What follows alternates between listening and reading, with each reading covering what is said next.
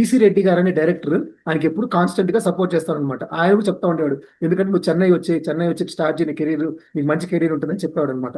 So ఇలా జరుగుతున్న టైంలో November 1 ఆయన చెన్నైకి కోరమండల్ ఎక్స్ప్రెస్ ఒక ట్రైన్ ఉండేది. ఎప్పుడు కానీ ఈ చెన్నైకి వెళ్ళాలంటే చాలా వరకు ఆంధ్ర నుంచి ఆ ట్రైన్లో వెళ్తా ఉండే అనమాట. సో కోరమండల్ ఎక్స్ప్రెస్ ఆయన బయలుదేరడం అడుసుమల్లి కుమార్ గారని.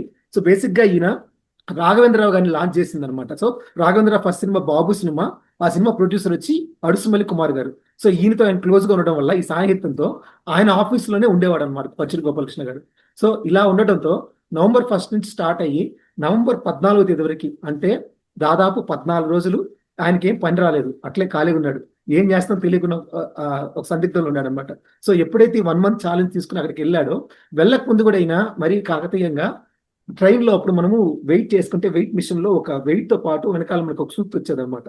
సో ఇలాగ దాన్ని ట్రై చేసిన ఆయన దాంట్లో ఆ సూప్ చూసుకుని, అంటే నీకు ఒక దారి మూసుకపోతే ఇంకో దారి నీకు ద్వారం తెచ్చుకుంటుంది అని చెప్పడంతో ఆయన బాట ముళ్ళ బాట కాదు, మంచి బాట వెళ్తుంది చెప్పేసి నమ్మకం తెలియదు అనమాట. సో November 14, సో అప్పటికి ఒక సినిమా వచ్చి డిస్కషన్ జరుగుతాము, స్టోరీ డిస్కషన్. దాని సినిమాకి డైరెక్టర్ వచ్చి బాపయ్య గారు.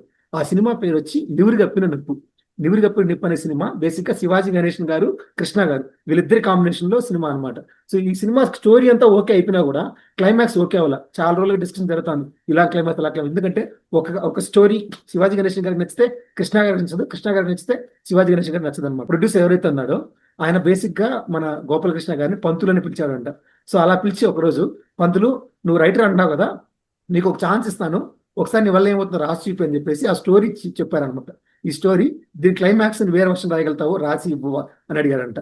సో అడిగినప్పుడు అలాగే నేను రాసిస్తానని చెప్పాడంట. సో రాసి ఉన్న అందరూ అలాగే ఉంటే ఆయన వచ్చి మొహమాట అంటే, మీరు అందరూ ఇక్కడే ఉంటే నాకు కొంచెం మొహమాటంగా ఉంది, మీరు కొంచెం నాకు స్పేస్ కానీ ఇవ్వగలిగితే నేను రాసుకొని వస్తానని చెప్పారంట. సో